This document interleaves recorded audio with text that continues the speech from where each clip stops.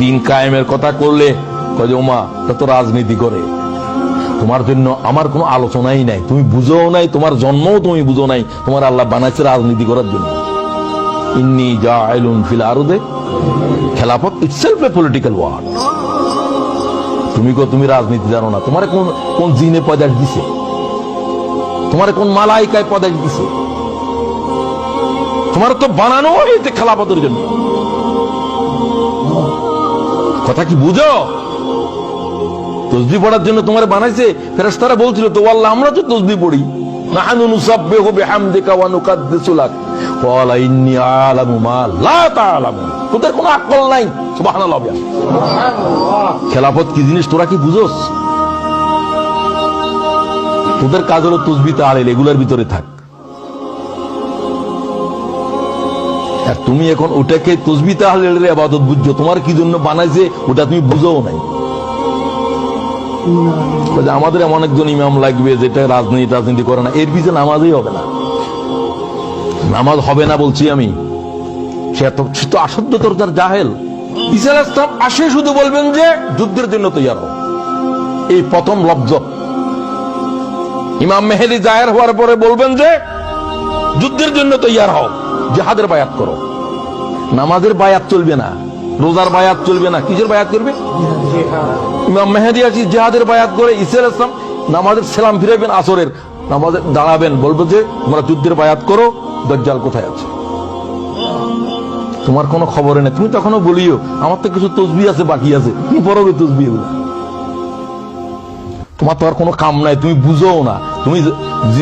তুমি নামাজ বুঝছো, তুমি জানো না যে জিনিস নামাজের কাদা করে দেয় সে জিনিস বুঝো নাই, সেটা হলো জিহাদ।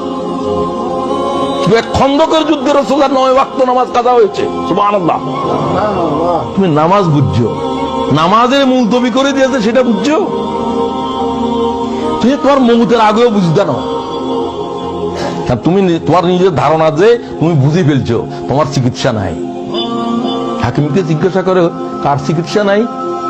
সবাই তো চিকিৎসা আছে, তবে যে রোগী মনে করে যে আমার রোগ নাই এর চিকিৎসা নাই। কথা বুঝোনি কি বলে?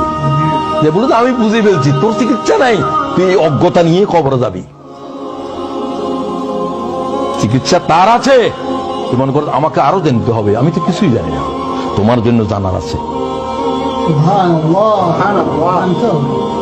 আজীব বিষয় চলছে উম্মতের উপরে।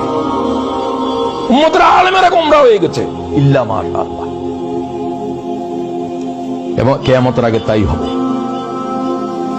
হুজুর বলছে কিয়ামতের আগে দিয়ে উবাদুন জহালুন উলামাউন ফুসাক। قال রাসূলুল্লাহ, আলেমেরা সব ফাসিক হয়ে যাবে, জাহেলেরা আবেদ হয়ে যাবে। জাহেলেরা আবেদ হবে, ইবাদত বুঝবে না। কথা বুঝছেন নাকি? ইবাদত বুঝবে না, হেদের ইবাদত হবেও না, কারণ তাদের ইলম নাই। কোরআন শরীফ পড়ে ভুল পড়ে, ওটা করে ভুল পড়ে, ভুল করে সবকিছু। যারা জানবে তারা ইবাদত ছেড়ে দিবে, আর যারা ইবাদতে মশগুল হবে এরা ইবাদত কিভাবে করতে হবে কি কিছুই জানে না। জহাল বলছে, আলেমেরা ফাসিক আর জাহেলেরা আবেদ। কিয়ামতের আলামত।